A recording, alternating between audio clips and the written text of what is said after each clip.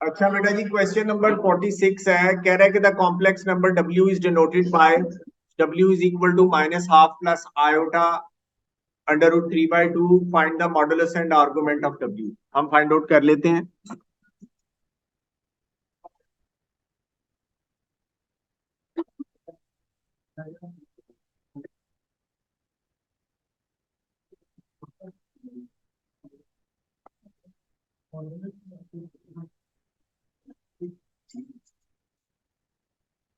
Find the modulus and argument of w।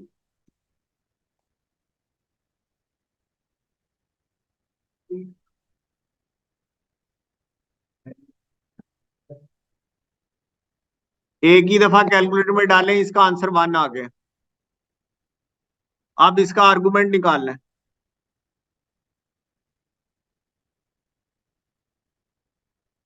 Alpha is equal to tan inverse of imaginary component over real component.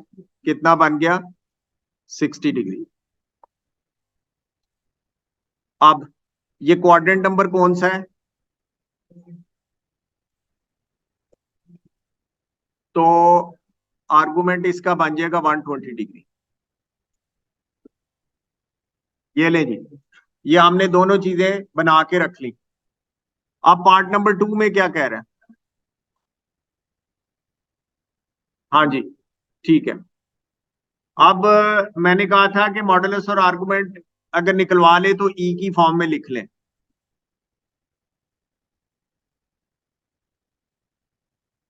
Iota 120 e raise to iota 120। ये ले। अब part number two में कह रहे हैं the complex number z has the modulus r। एक complex number z है जिसका मॉडुलस r है और आर्गुमेंट थीटा है, जबकि थीटा जो है वो -60 से +60 के दरमियान में।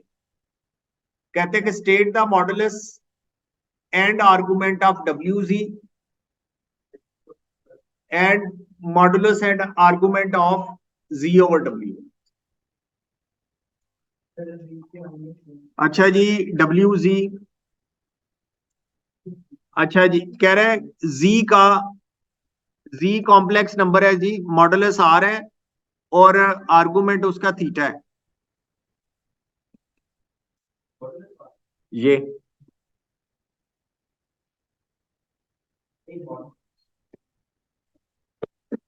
ये देखो, z has the modulus r argument theta. तो r e raise to iota theta ही बनेगा ना, जो मैंने लिखा हुआ है लेफ्ट साइड वाली स्क्रीन में। जी। अब जी हमने क्या निकालना है? Modulus and argument of wz। पहले wz को फाइंड आउट करें। w क्या है? E raise to iota 120 r e raise to iota theta. wz क्या बन गया? r e raise to iota theta plus 120। तो मॉडुलस ऑफ wz क्या आ गया? r। बेटा जब ई मल्टीप्लाई होंगे तो पावर्स ऐड होंगी, बेसिस सेम है। आर्गुमेंट ऑफ wz क्या आ गया? Theta plus 120 degree. अब हमने z ओवर w निकालना है।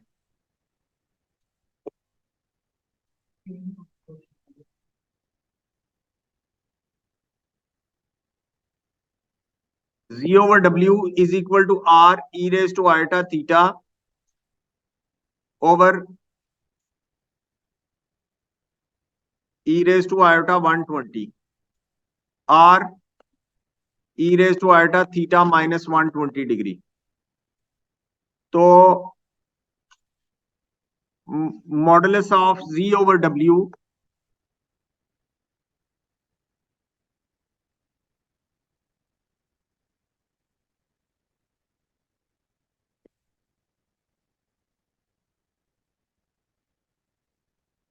is equal to r and argument of z over w is equal to theta minus 120 degree. अब इससे पहले मैं आपको एक चीज एक्सप्लेन करना चाहता हूं, उसको गौर से देखें।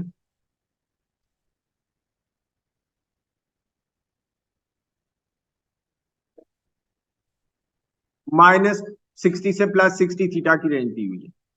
अब मॉडुलस ऑफ जी ओवर डब्ल्यू, आयलर फॉर्म देखें जी ओवर डब्ल्यू की, उसमें ई का कोएफिशिएंट क्या है, आर है, तो जी ओवर डब्ल्यू का मॉडुलस आर हो गया।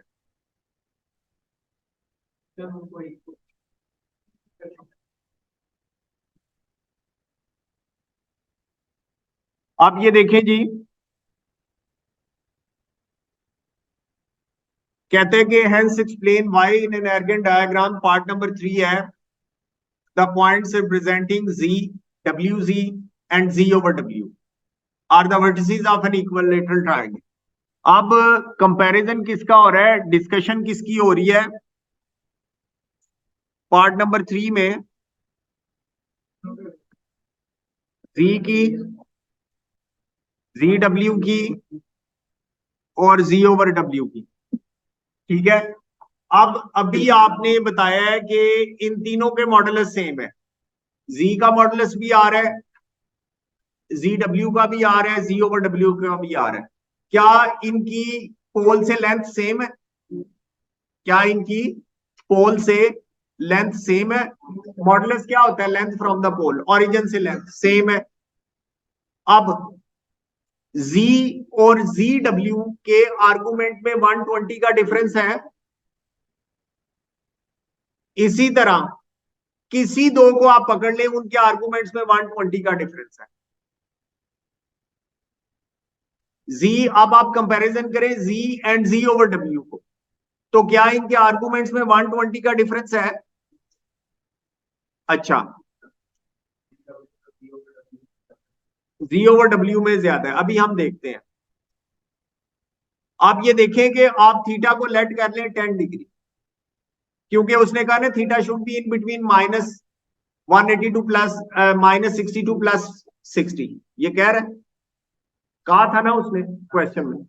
अब आप थीटा को 10 डिग्री ले लें, तो जी का एंगल क्या बन गया, 10। जी का एंगल क्या बन गया, 10। जी डब्ल्यू का एंगल क्या होगा, 130, यानी कि इससे 120 डिग्री मुझे आगे जाना है, ये। अच्छा ये बताएं कि जी ओवर डब्ल्यू का एंगल क्या बनेगा, 110, -110। क्या ये पंखे के 3 पर बन रहे हैं कि नहीं बन रहे? Is this figure has a rotational symmetry of order 3, और लेंथ फ्रॉम द पोल क्या है, सेम है, so the end points form an equilateral triangle. अब ये देखें क्वेश्चन क्या था कि part number 3, hence explain why in an argon diagram the points representing the complex number z, wz and z over w are the vertices of an equilateral triangle। अब मेरे बच्चों, अब हम इसको शो किस तरह करेंगे, हम लिखेंगे the distance of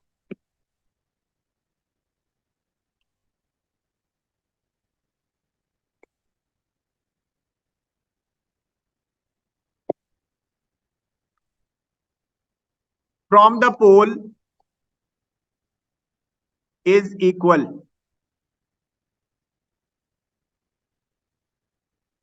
and is r, और आर है, ठीक है कि नहीं Kashaf?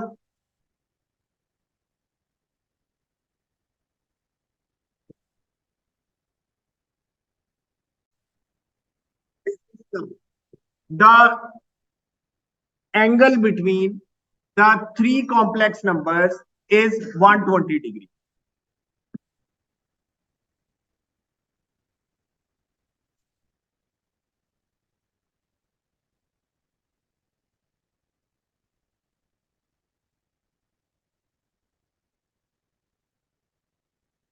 So the end points C numbers is 120 degree. So the end points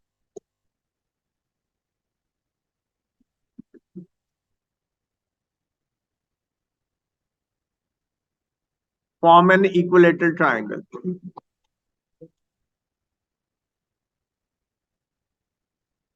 State the modulus and argument of part number 2 के अंदर W G and G over W. आप ये देखें कि जो डब्ल्यू है उसका आर्गुमेंट कितना है, 120 डिग्री आया था। अब जब हम उसको किसी न, और इसका जो मॉडुलस है डब्ल्यू का वो 1 है, यानी कि डब्ल्यू को जब भी हम किसी नंबर के साथ मल्टीप्लाई करेंगे तो वो उसको 120 डिग्री मूव कर देगा। What ever is the angle of the complex number, यानी कि एक कॉम्प्लेक्स नंबर को हमने डब्ल्यू से मल्टीप्लाई किया है तो मल्टीप्लीकेशन में क्या होता है कि मॉडुलस ऐड हो जाते हैं और उसके एंगल में 120 डिग्री ऐड हो जाएगा। जब 120 डिग्री ऐड हो जाएगा उसके एंगल के अंदर तो वो लाइन 120 डिग्री मूव कर जाएगी। होगा इस तरह के नहीं होगा? हमजा समझ आई कि नहीं बेटा? ये देखें कि जब हम W को यहां पर देखें, W को हमने पहले Z का आर्गुमेंट क्या था, look at this line. Z का आर्गुमेंट क्या था, थीटा, मॉडुलस क्या था, R। जब हमने इसको W के साथ मल्टीप्लाई करवाया, ये सेकंड एरो देखें, ये वाला W के साथ, W जो है वो किसी कॉम्प्लेक्स नंबर Z के साथ मल्टीप्लाई हुआ तो देखिए उसने उस मॉडुलस को डिस्टर्ब नहीं किया क्योंकि W का मॉडुलस 1 है, Z का मॉडुलस R है, तो दोनों मल्टीप्लीकेशन में मॉडुलस मल्टीप्लाई हो जाते हैं। Z ने उसकी लेंथ फ्रॉम द पोल को चेंज नहीं किया ना। लेकिन आप ये देखें कि मल्टीप्लीकेशन से एंगल के अंदर 120 डिग्री ऐड हो गए। आप ये डायग्राम भी आप देख सकते हैं कि अगर ये Z था तो ये एंगल के अंदर 120 डिग्री ऐड करेंगे तो ये ZW बन जाएगा। बना कि नहीं बना? तो W की प्रॉपर्टी ये है कि जब भी वो किसी कॉम्प्लेक्स नंबर से मल्टीप्लाई होगा तो वो उसकी लेंथ को चेंज नहीं करेगा और उसकी जो है वो उसको 120 डिग्री रोटेट कर देगा क्लॉकवाइज, एंटी क्लॉक, ऐसे ही है। आप ये देखें, आप ये थर्ड एरो वाली लाइन देखें। जब Z को किसी कॉम्प्लेक्स नंबर को हमने W से डिवाइड किया है तो देखें कि ये जो उसके लेंथ फ्रॉम द पोल पे कोई फर्क नहीं पड़ा, 1 इंटू आर, आर ही रहा। और ये देखें थीटा माइनस 120 डिग्री आर्गुमेंट हो गया, जो length from the pole change नहीं हुई और आर्गुमेंट 120 डिग्री क्लॉकवाइज मूव कर गया। ये देखें, ये हुआ कि नहीं हुआ? तो W एक ऐसा कॉम्प्लेक्स नंबर है जब हम इसे किसी नंबर से मल्टीप्लाई करवाते हैं तो वो उसको 120 डिग्री एंटी क्लॉकवाइज मूव कर देता है विदाउट चेंजिंग इस मॉडुलस। और जब हम W को किसी कॉम्प्लेक्स नंबर से डिवाइड करवाते हैं तो उसको 120 डिग्री क्लॉकवाइज मूव कर देता है without changing its distance from the pole. ऐसे है कि नहीं है? अब पार्ट नंबर जो 4 है उसके अंदर उसने हमें, और ये देखें कि जब इस तरह डायग्राम मूव करती है तो जो एंड पॉइंट्स हैं वो क्या कर रहे हैं, वो एक ट्राइंगल को फॉर्म कर रहे हैं क्योंकि the figure has the rotation symmetry of order 3। इसको हमने पिछले पार्ट के अंदर डिस्कस किया। अब जो पार्ट नंबर 4 है उसने हमें एक वर्टेक्स दे दिया ट्राइंगल का, कहता है कि find the other 2 versus in the exact form. तो अदर 2 वर्सेस मेरे बच्चों किस तरह निकलेंगे? अब अगर मैं इसको W से मल्टीप्लाई करवाऊंगा तो क्या इसकी length from the pole change होगी क्योंकि W का मॉडुलस 1 है। और ये क्या करेगा, W जब इससे मल्टीप्लाई होगा तो ये 4 + 2 आयोटा को 120 डिग्री एंटी क्लॉकवाइज मूव कर देगा। ये हमने पीछे प्रॉपर्टी देखी है। और जब हम this complex number divided by W करेंगे तो length from the pole change नहीं होगी और ये क्या हो जाएगा, 120 डिग्री क्लॉकवाइज मूव हो जाएगा। और क्या ये तीनों एंड पॉइंट जो है क्या एक ट्राइंगल फॉर्म करेंगे कि नहीं करेंगे? तो हम इसी तरह ही करेंगे कि ये जो 4 + 2 आयोटा को एक दफा हम W से मल्टीप्लाई करवा देंगे और W से डिवाइड करवा देंगे तो हमारे पास other 2 vertices of the triangle आ जाएगी। हमजा समझ आई कि नहीं आई?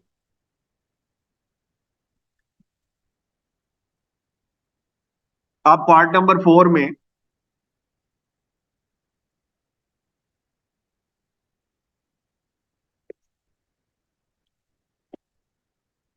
अब उसने जो कॉम्प्लेक्स नंबर दिया हुआ है उसका नाम हम जी रख लेते हैं, 4 + 2 आयोटा। ये क्या है? ट्राइंगल का एक वर्टेक्स है। अब अगला वर्टेक्स किस तरह निकलेगा? जी डब्ल्यू से। 4 + 2 आयोटा और डब्ल्यू क्या दिया हुआ है? -1/2। बेटा साथ साथ नोट करें ताकि आपके हाथ से निकले। अब ये देखें, इसको मल्टीप्लाई करने में मुझे थोड़ी सी मुश्किल हो रही है। मैं क्या करता हूं, पहले जो दूसरा वाला कॉम्प्लेक्स नंबर है उसका एलसीएम ले लेता हूं। ये क्या आ जाएगा? और पहले में से 2 कॉमन ले लेता हूं। 2 + आयोटा -1 + आयोटा √3/2। ये 2 से कट जाएगा। देखिए कितना सिंपल सा आपके पास एक्सप्रेशन आ गया। इट्स, मैं आपसे फिर कह रहा हूं, इट्स ऑल अबाउट अरेंजमेंट, कि आप क्वेश्चन को किस तरह अरेंज करते हैं। आप ये भी कर सकते थे कि सीधा सीधा मल्टीप्लाई कर देते, और ये काम आपको कब आएगा? जब आपके जहन के अंदर क्वेश्चन स्टोर होंगे और आपको उसी वक्त नजर आएगा, इधर से एलसीएम लिया, इधर से 2 कॉमन लिया, ये कट जाएगा। अब हम इसको सिंप्लीफाई करते हैं। -2 +आयोटा 2 √3 -आयोटा +आयोटा² √3। अब ये बन जाएगा आयोटा² √3, क्या बन जाएगा? -√3। तो -2 -√3 +2 √3 -1 into iota. This one is the second vertex of the equilateral triangle जो हमें हमारी रिक्वायरमेंट थी। ठीक है, अब हमने Z/W निकालना है। Z क्या है जी? 4 + 2 आयोटा, और W क्या है? -1/2 +आयोटा√3/2। अब ये क्या करेंगे? नीचे एलसीएम लेंगे हम और आसान कर लेंगे उसको। -1 +आयोटा√3/2, 4 + 2 आयोटा, ये 2 ऊपर जाके मल्टीप्लाई हो जाएगा। क्या बन जाएगा?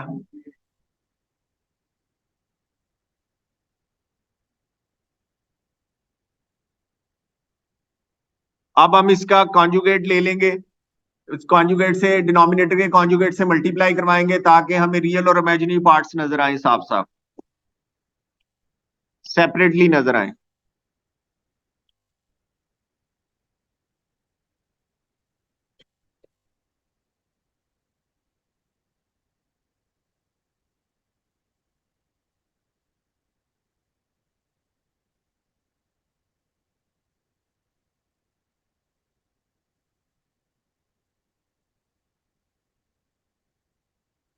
नीचे वाले का फाइनल आंसर क्या होगा? 4। जी बताएं। +4। अब ये लास्ट वाली जो टर्म है,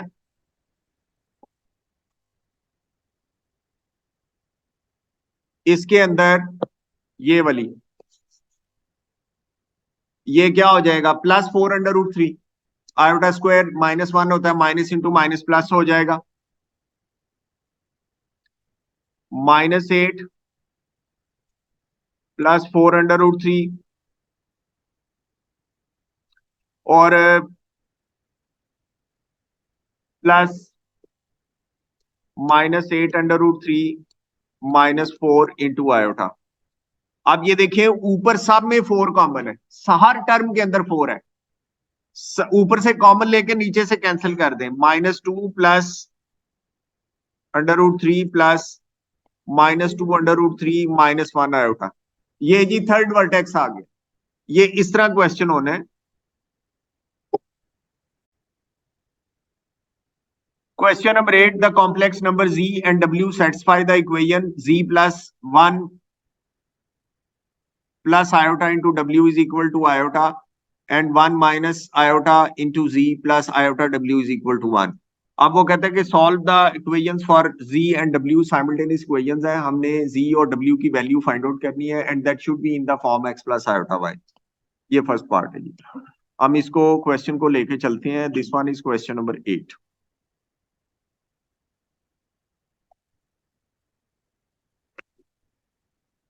The two given equations are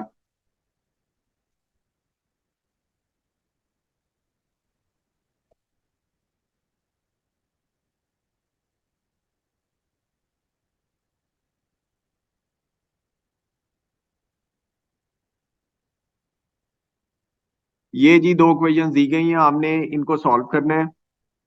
अब ये जो पहली इक्वेशन है उसमें से मैं जी की वैल्यू निकाल लेता हूं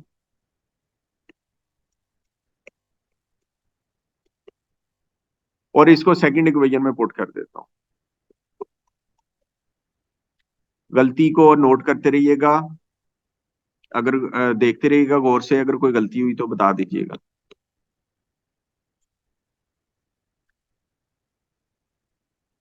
ये सेकंड इक्वेशन में जी की जगह पे वैल्यू पुट कर दी है।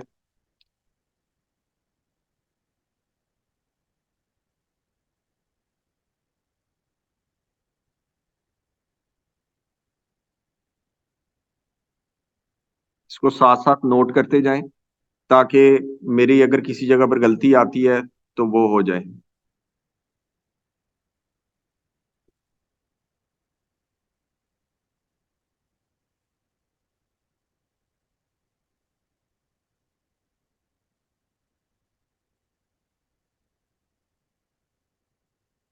ये जी ब्रैकेट्स को ओपन कर लिया। अब कोई चीज कैंसिल आउट हो रही है।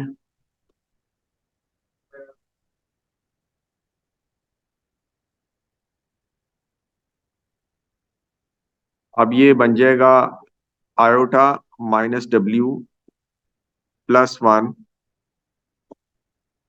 Minus W plus I W is equal to one. ये जी वन वन से कैंसिल आउट हो गया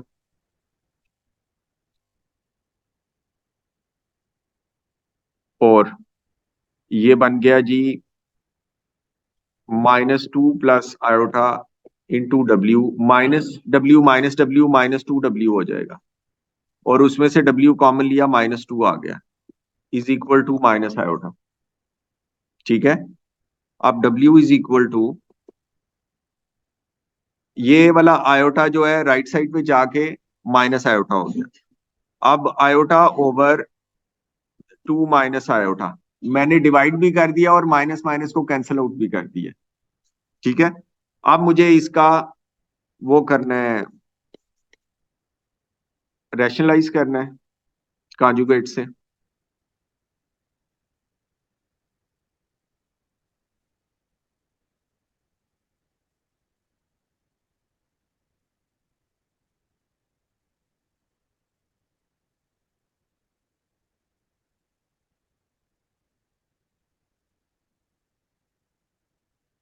minus one over five plus two over five iota, ये आ गया जी।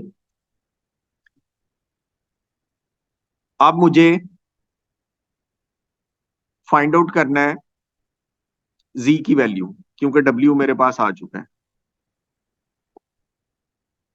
अब जी डब्ल्यू की जो वैल्यू आई है उसको मैं सेकंड इक्वेशन में पुट करता हूं।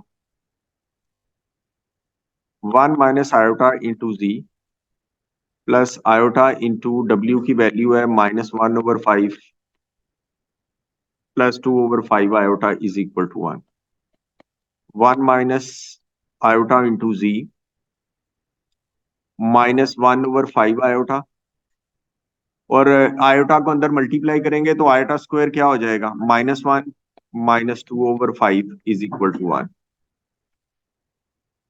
One minus iota into z is equal to two over five plus one over five iota. One minus iota z is equal to seven over five plus one over five iota. तो right side पर हम LCM भी ले लेते हैं और one minus iota से divide भी कर देते हैं। अब z is equal to seven plus iota over five into one minus iota, हम इसको वन प्लस आयोटा से मल्टीप्लाई और डिवाइड करवा देंगे। ये बन जाएगा seven plus seven iota plus iota square over 1 square minus iota square. नीचे क्या आ जाएगा? 10 आयोटा स्क्वायर कितना हो गया? -1। तो 7 - 1 कितना हो गया? 6। 6 + 8 iota. And the final answer is 3/5 + 4/5 iota. ये जी हमारे पास W और Z की वैल्यूज आ चुकी है। और इस पार्ट के जो नंबर हैं वो आप देख लें, ये 6 मार्क्स का है।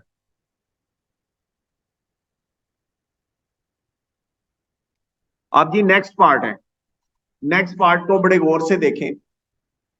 कहते हैं the complex number u and v are given by u is equal to 1 + 2√3 iota and v is equal to 3 + 2 iota. In an Argand diagram, u and v are represented by a and b. हम इसको draw करेंगे और वहां पर हम उसका नाम रख देंगे a and b. अब वो कहते हैं the point a third point c lies in the first quadrant and is such that bc is equal to ab. यानी कि जो bc है ना वो ab का एक तो डबल है। नंबर सेकंड abc क्या है? 90 डिग्री है।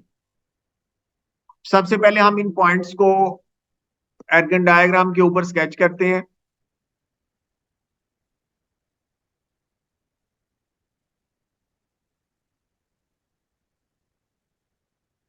पॉइंट्स गिवन क्या है? बी पार्ट है जी,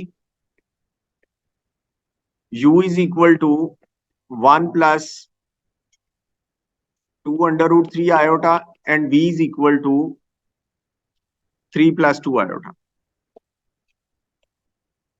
अब जो कंडीशंस गिवन है वो है bc is equal to 2ab and abc is equal to 90 degree. ये कंडीशंस उसने हमें दी हुई है। हम इनको ड्रॉ करते हैं एर्गन डायग्राम के ऊपर।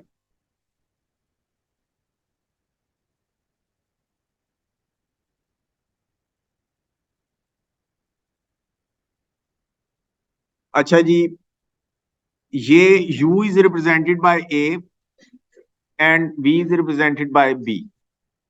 1 + 2√3 आयोटा। 2√3 कैलकुलेटर से बताएं पॉइंट्स में कितना होता है? 3.46। अब ये पॉइंट बन गया 1 एंड 3.46। 1, ये जी पॉइंट ए बन गया। अब सेकंड क्या है? 3 + 2 आयोटा। ये सेकंड बन गया जी। अब इसमें क्या है? ये बी पॉइंट है जी। एक तो कहता है A B C is 90। A B C is 90 degree. अगर ए बी ये है तो ए बी सी 90 डिग्री इस तरह बनेगा। इस पर 90 डिग्री का एंगल हम बनाएंगे जी, बिल्कुल।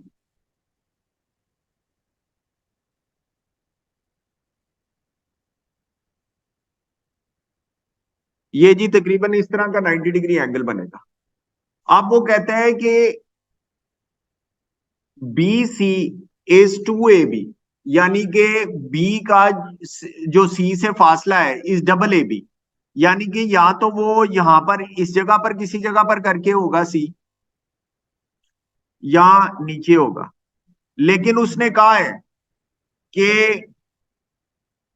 जो पॉइंट सी है lies in the first quadrant, तो हमने ऊपर वाली ऑप्शन लेनी, नीचे वाली ऑप्शन नहीं लेनी। ये हमने वहां से इंफॉर्मेशन देख के फिर सारा काम कर रहे हैं। जी जी, स्केच कर रहे हैं, अंदाजा नहीं, स्केच कर रहे हैं हम इसमें।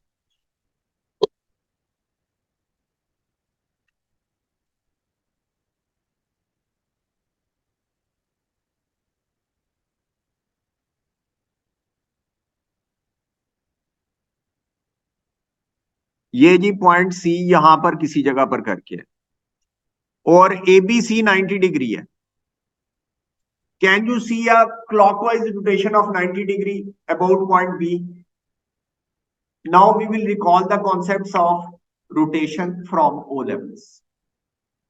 रोटेशन में क्या होता था, जब भी हमने करना होता था ग्राफ पेपर के ऊपर चीज को रोटेट करना होता था, तो हम क्या करते थे, find the column vector from centre to the object. इसमें ऑब्जेक्ट क्या है, ए है, ए को हमने मूव करवाना है. तो पहला स्टेप हमारा क्या होता था,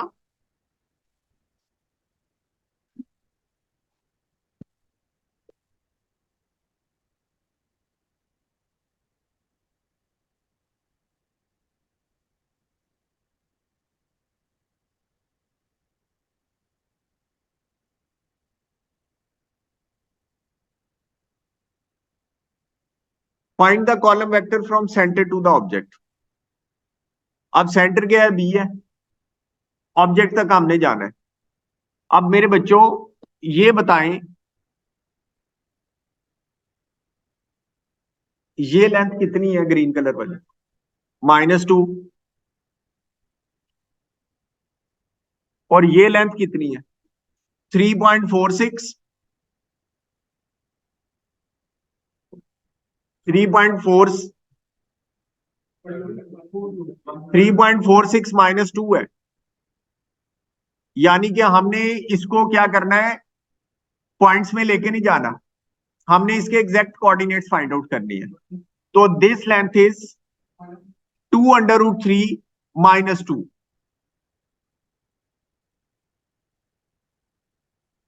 दिस लेंथ इज, ए का वाई कोऑर्डिनेट क्या है, 2√3, और बी का वाई कोऑर्डिनेट क्या है, 2. तो ये लेंथ कितनी बन गई वर्टिकल, 2√3 -2. किस किस को समझ नहीं आई इसकी जी. अच्छा ये बताएं हमजा, के जो ए के कोऑर्डिनेट्स हैं वो बेटा क्या है, जरा बताएं.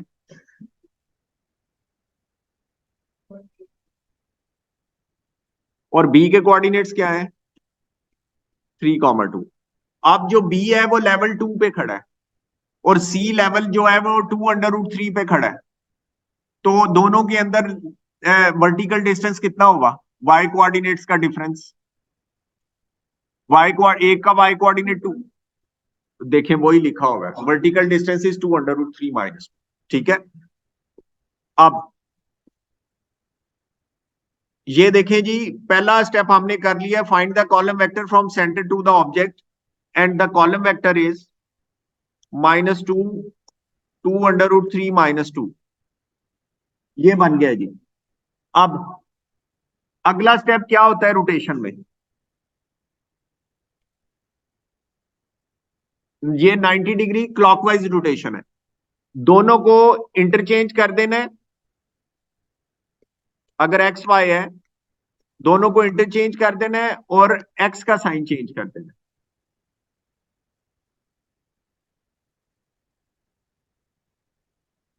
दोनों को इंटरचेंज किया, according to this -2, 2√3 -2 is transform to 2√3 -2 +2. ये रूल्स हमने ओ लेवल्स में पढ़े थे जी. अब 90 डिग्री क्लॉकवाइज के केस में एक्स वाई क्या हो जाता है, वाई -x हो जाता है. ये कौन सा केस है, 90 डिग्री क्लॉकवाइज. अब 90 डिग्री एंटी क्लॉकवाइज में क्या होता है,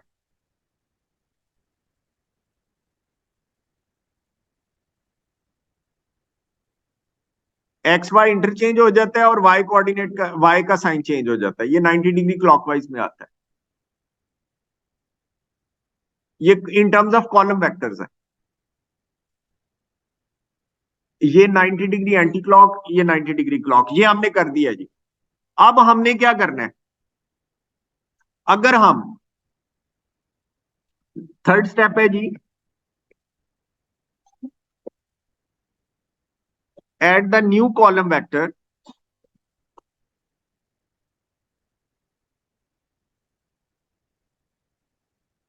इन द सेंटर. सेंटर क्या है हमारा, बी के कोऑर्डिनेट्स क्या है? 3 2। 3 2 के अंदर हमने न्यू कॉलम वेक्टर को एडअप कर देना है। लेकिन जब हम इसको एडअप करेंगे और इस ये रोटेट होगा तो इसकी लेंथ पे कोई फर्क नहीं पड़ेगा, लेंथ यहां पर आ जाएगी। ठीक है, लेंथ कहां पर आ जाएगी? रोटेशन के बाद यहां पे आ जाएगी, क्योंकि रोटेशन में सेंटर से डिस्टेंस चेंज नहीं होता। ठीक है, तो जो न्यू कॉलम वेक्टर है अगर हम उसको 2 से मल्टीप्लाई करवा के इसके अंदर ऐड करेंगे सेंटर में, तो ये सी पर पहुंच जाएगा। यानी कि यहां पर हमें क्या करने की जरूरत है? इंटू 2। अब इसको सिंप्लीफाई कर लें। ये बन गया जी 3 + 4√2 - 4 और 2 + 4। The final column vector is 4√2 - 1, 4√3 है, sorry, over 6. The complex number representing C is 4√3 - 1 plus 6 iota. This one is the complex number representing C. ये है जी C का कॉम्प्लेक्स नंबर। ये फाइनल आंसर है इसका।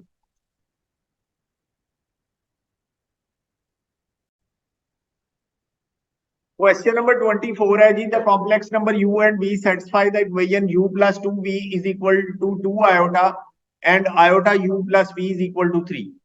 Find u and v in terms of x and y, x plus iota y। ये हमने करना है। अब इसके अंदर ये दोनों ये है जी क्वेश्चन नंबर 24।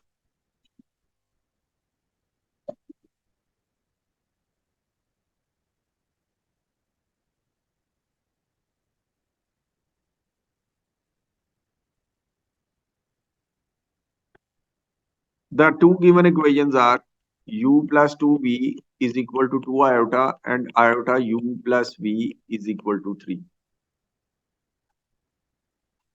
अब हम पहली इक्वेशन में से u की वैल्यू निकाल के या दूसरी इक्वेशन में से v की निकाल के पहली में पुट कर लें, एक ही बात है।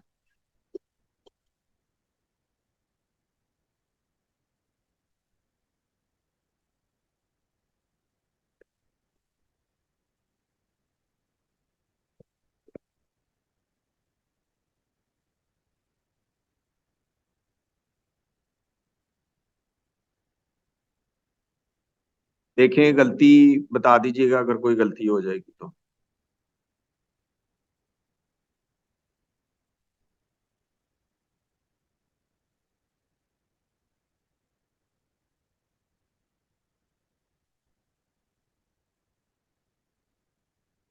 अब इसको हम रैशनलाइज कर देते हैं।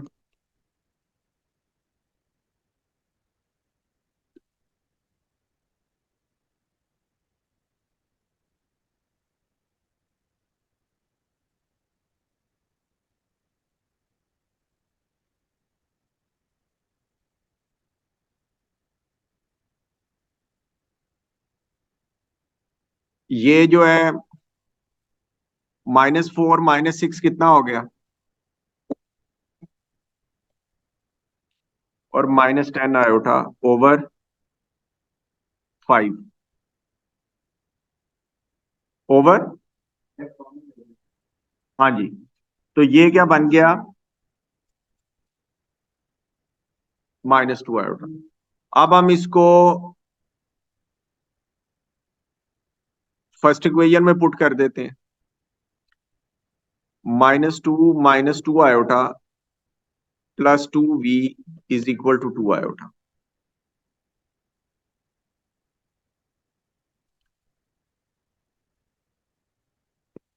2v इज इक्वल टू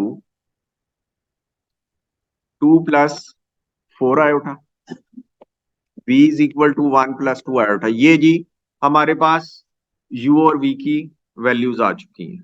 ये u की है, ये v की है। पहला पार्ट हो गया जी।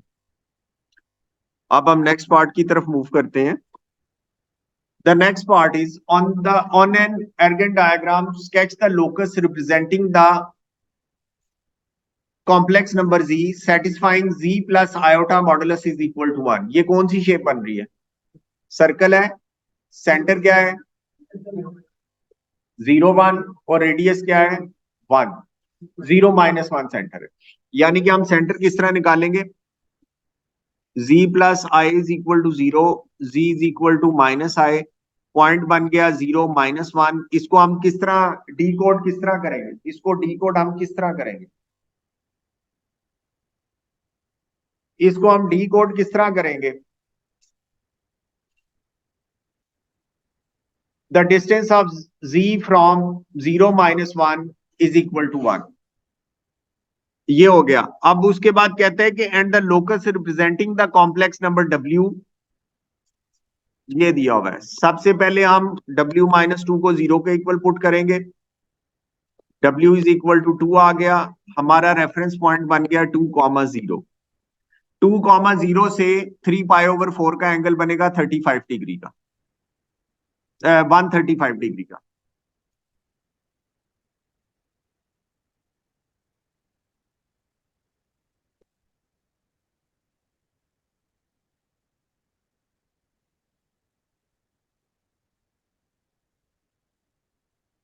The B part is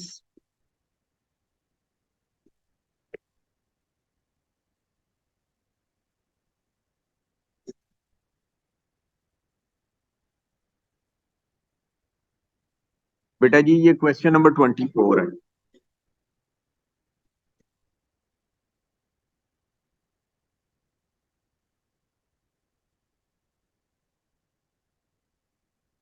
In the first locus, the center is 0 -1,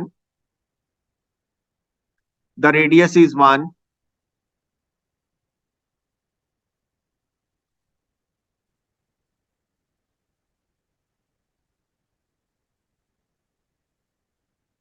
ये जी सर्कल बन गया। In the second locus, the reference point is 20 and the angle is 135 degrees। ये जी 135 डिग्रीज का 3π/4 का एंगल बन गया। अब अगले पार्ट में क्या कह रहा है?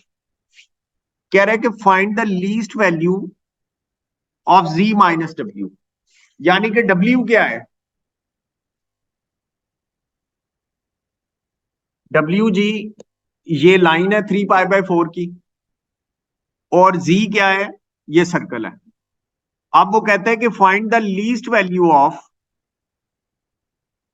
z minus w। यानी कि z और w के दरमियान में जो डिस्टेंस है वो हमने उसकी लीस्ट वैल्यू निकाली। अब वो हम किस तरह फाइंड आउट करेंगे? ये देखें जी। अब z क्या है? सर्कमफ्रेंस ऑफ दिस सर्कल, और w क्या है? ये स्ट्रेट लाइन। अब हम अगर सेंटर से इस लाइन पर एक परपेंडिकुलर ड्रॉ करेंगे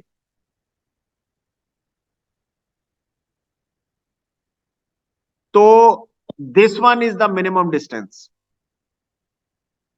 इसके अलावा कोई भी पॉइंट सिलेक्ट कर लें, वो क्या है? उसका डिस्टेंस ज्यादा होगा। सेंटर से इस लाइन पर हम क्या करेंगे? परपेंडिकुलर ड्रॉ करेंगे। ये जी हमने परपेंडिकुलर ड्रॉ कर दिया। हमने ये ग्रीन वाली लेंथ फाइंड आउट करनी है। हम क्या करेंगे? ये टोटल पिंक वाली लेंथ फाइंड आउट करके उसमें से radius of the circle 1 minus कर देंगे। ठीक है। अब ये एंगल कितना है मेरे बच्चों? ये वाला 45π/4। ये वाला एंगल कितना होगा? ये 90 है, ये 45, ऊपर वाला भी 45, ये भी 45, ये 90। ठीक है, इसका मतलब ये है कि ये दोनों लेंथ्स बराबर है, ये वाली और ये वाली। हम इसको एक्सलेट कर लेते हैं। अब बेटा देखें, ये 90 डिग्री एंगल है, अगर ये वाला एंगल 45 है तो ये वाला एंगल कितना होगा? 45। तो ये दोनों रेड वाली लेंथ बराबर हो गई। अब ये दोनों साइड एक्स एक्स हो गई, और ये वाली लेंथ कितनी है? ये वाली, ये कितनी है? ये 3 है। ठीक है, अब हम इस पे पाइथागोरस लगाते हैं। नीचे वाली भी एक्स है, बिल्कुल एक्स है। ये टोटल लेंथ ये वाली एक्स है, टेढ़ी वाली कहां से कहां तक?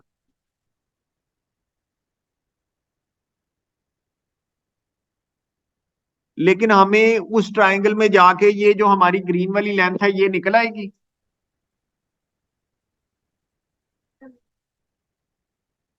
तो ये सबसे आसान तरीका है कार है इसको करने का। अब ये देखिए, ये x square plus x square किसके इक्वल हो जाएगा? 3 स्क्वायर। जी, ये जो टोटल, ये जो मैंने लेंथ मार्क की है, नीचे एक्स एक्सिस से नीचे 1 यूनिट है, ऊपर 2 यूनिट है, टोटल लेंथ 3 है। 2 यूनिट ऊपर कैसे पता चले? आप ये देखिए कि 45 डिग्री एंगल है, तो 45 डिग्री में हमें क्या करना पड़ेगा? ये जो स्क्वायर बॉक्स बना हुआ है, इसके डायगोनल बनाएंगे तो 45 डिग्री बनेगा ना। ये देखें, ये डायगोनल मैं बनाऊंगा तो 45 डिग्री बनेगा, ये डायगोनल बनाऊंगा तो 45 डिग्री बनेगा एंगल। तो ये एग्जैक्टली 2 पे जाके इसको इंटरसेक्ट करेगी। अब यहां से हमारे पास 2x² is equal to 9, x is equal to under root 4.5 आ गया। अब लीस्ट z माइनस डब्ल्यू किसके इक्वल हो जाएगा? 4.5 माइनस 1, और ये क्या हो जाएगा? 1.12। ये है जी इसका आंसर। अब इसमें कुछ क्वेश्चन पूछना है तो पूछ लें।